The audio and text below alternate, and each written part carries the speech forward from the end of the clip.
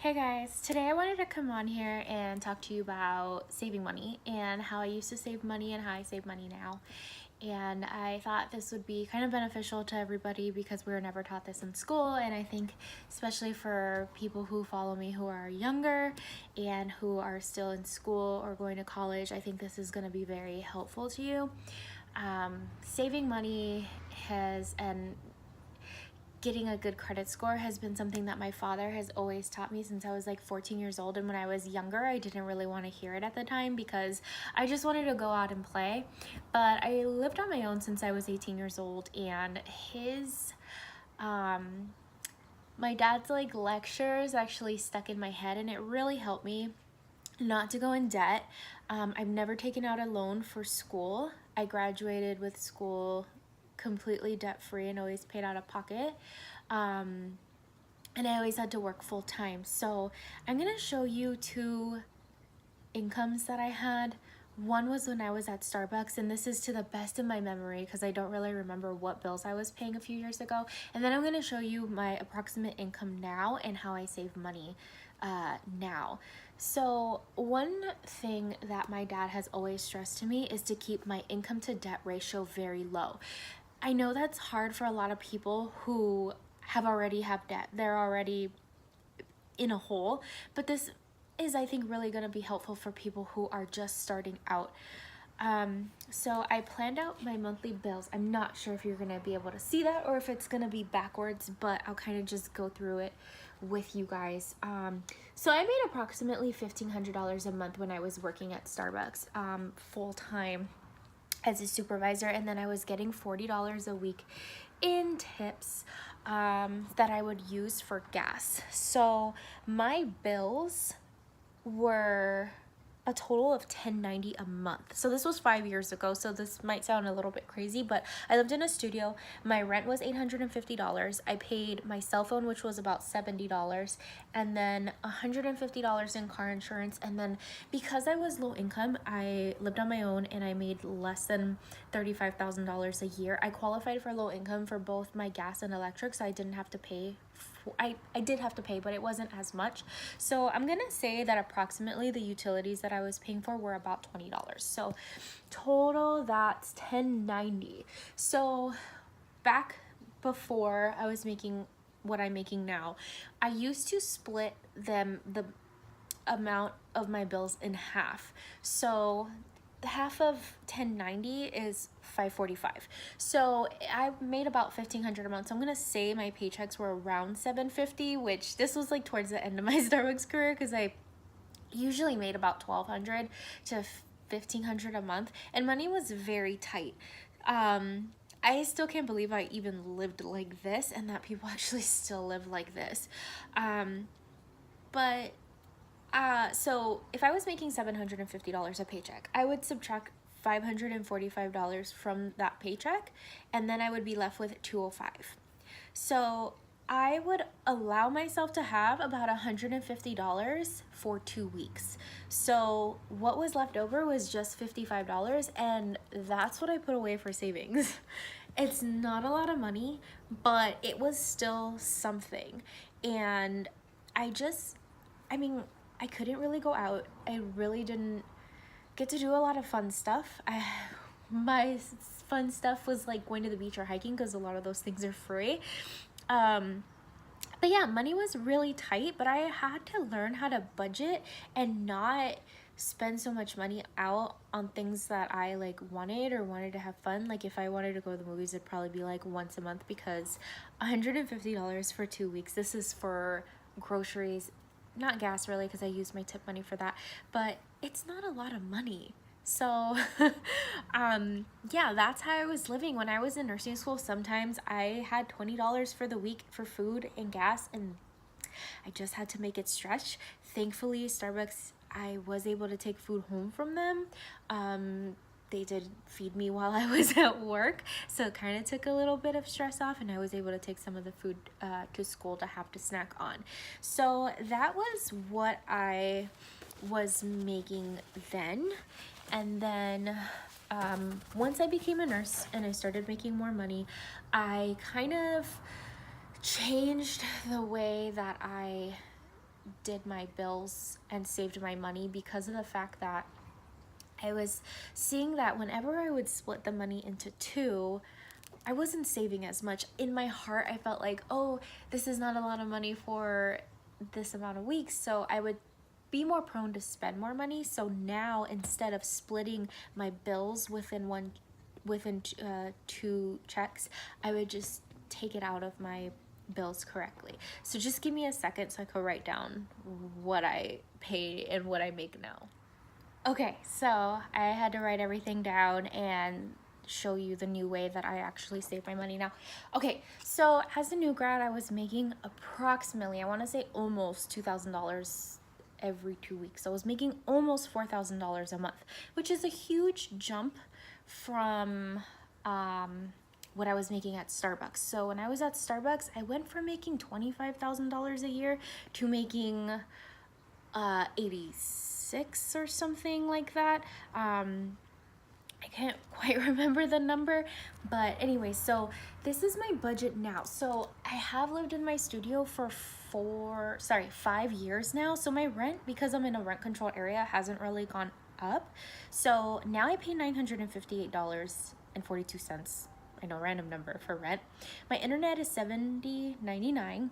I did have cable, but I canceled it because I was paying $124 at first, and then they increased it, and they kept increasing it up to $150, and I was like, you know what, I'm done. I'm going back to school. I don't need to pay for cable. And I personally like to have a set amount of bills, know what I'm paying every month for my bills. That's how I budget.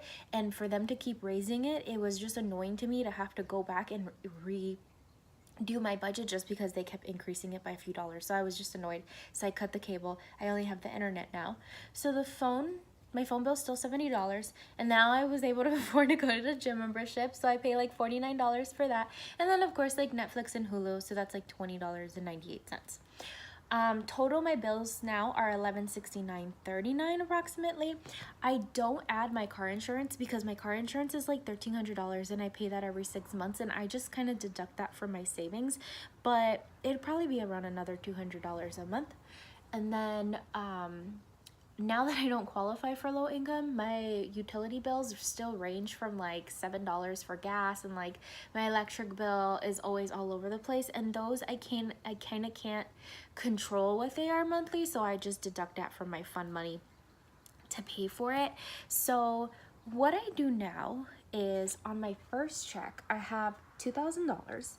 I subtract my bills, and it leaves me with about $830.61. Now that I make as much money as I do, I still don't allow myself to have that much what I call fun money from my money left over. So instead of giving myself $150 for 2 weeks like I just doubled it. So now I just give myself $300. I tried to stay doing 150, but it was just so hard. So I was like, you know what, I think I can afford to give myself that extra $150 a month. So for my first paycheck, I'm still saving $530.61 for my first paycheck. And that's including all my bills. And this is what my dad kept telling me about your income to debt ratio. You want to try to keep all your bills in one paycheck because sorry if this offends anyone, you don't want to be a slave. Like, you don't want to have to work for everything that you own and feel like your job in the bank owns you. Like, he explained this to me as if I make more money, but I still keep increasing my bills, I'm going to be right back where I was when I was working at Starbucks by myself. So what was the point of me going to school and getting a career if I'm going to spend the same amount of money as I was? So when I was at Starbucks, I was only able to save like maybe $55 a month in savings, which is nothing. And now I'm able to, well, no, that was like $100 a month because 55 was after each paycheck. So now off my first check, I'm able to save $530. And then my second check, I don't have any bills to pay. So I still give myself that $300 allowance for the 2 weeks, and I put $1,700 away every month. It's not, I wish I knew more about investing because saving isn't the smartest thing to do. I mean, it's good to save, but you can probably make more money if you go and invest, but I'm not really good at that. My dad has tried to teach me, but I'm not, still don't know how to gamble in the stock market and do all that stuff, so I just try to save. So what I do with my money now is I'm able to save and have money for my insurance, my car insurance, because like I said, I don't pay that monthly or contribute anything out of my, I don't, sorry, I'm getting scrambled here. I don't set aside a certain amount of my money for specifically my insurance. So this whole amount that I'm saving goes towards my savings, but I know I'm always gonna have money in there to just take out my insurance, my car insurance money. And then another thing I wanted to talk to you about was that knowing that I have, they always say it's a good thing to have at least 6 months of your bills in your savings in case anything happens. And don't get cocky though, because when I was at my last job, I loved what I did, but I couldn't stand being there. I no longer enjoyed it. I no longer wanted to go to work, and it was really bad. And there were some days where I was just like, F it, I'm gonna quit. I have enough money in my savings to not work for 6 months if I don't have to. Why should I have to come to a job that I absolutely hate? Like, I don't want to be here, and that's not fair for the people that I'm like taking care of. So I had to think about it, and I'm like, you know what? I'm not dumb. I'm not gonna leave without having another source of income, because what if I don't get a job for 6 months and then my savings starts running out? What if I don't get a job for a year? What am I gonna do? I worked so hard to put that money away. Why am I gonna give it up just because I'm being egotistical and being like, screw it, I don't have to work, I'm not going to? So I just relaxed, took a chill pill, and found another job. That way I didn't have to compromise my savings. Now, recently, I was gonna go, my boyfriend and I, we were gonna go buy a condo, and my dad kept telling me, you know, don't buy a condo, it's a waste of money. And I was telling him I can't afford to pay for a house that's going to be about $500,000 right now, because my monthly is gonna be about $2,000. I'm sorry, my monthly mortgage or whatever is gonna be about $3,000 to $4,000. If I'm making about $4,000 a month, do you think it's smart to go and buy a house that's gonna cost you about $3,000? Mind you, I'm doing it with my boyfriend. Yeah, he'll probably pay part of it. However, if something happens to one of us and he can't work or I can't work, you're gonna get yourself in stress. You're going to have this mortgage over your head, fear of losing your house. Why do that to yourself? So one thing I really do stress is to keep your bills as low as possible. And I know that's really hard, especially in California, because everything is so expensive. I went to look at apartments and they wanted $1,850 for a 1-bedroom. Why? What am I paying $1,850 for? If I could have paid the same amount in my mortgage for a condo that was like $320,000. It just doesn't make sense.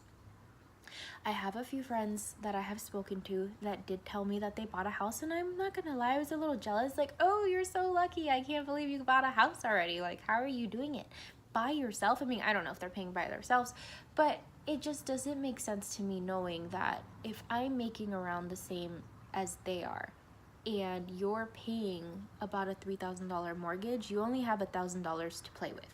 So let's take that example for a second. If I'm making $4,000, my bills total $3,000. I have $500 a month. Okay, sorry, I have $1,000 a month. Split that between 2 weeks. If I'm giving myself the $300 like I usually do, that means I'm only putting $200 away each paycheck. So what's the point? What was the point in me getting a career to be able to afford to live more freely if I'm going to stack my bills up so much higher and be in the exact same place I was? And the reason why I mentioned that was because I was only saving $100 a month when I was at Starbucks. To go from saving $100 a month and tripling, almost quadrupling my income. Remember, I went from making 25 to 80,000 my first year, something around that. Why would I do that to myself? Like, you went from saving only $100 to $400 because you decided to tack on all these bills to, yeah, it's nice, like you own a house, but you're gonna be in that slave area. Like, you're gonna have to go to work. What if you get sick? What are you gonna do? Like, if you don't have sick time, who's gonna pay that? Don't put yourself in financial stress. There's just no point to it. So my advice is just keep your bills as low as possible.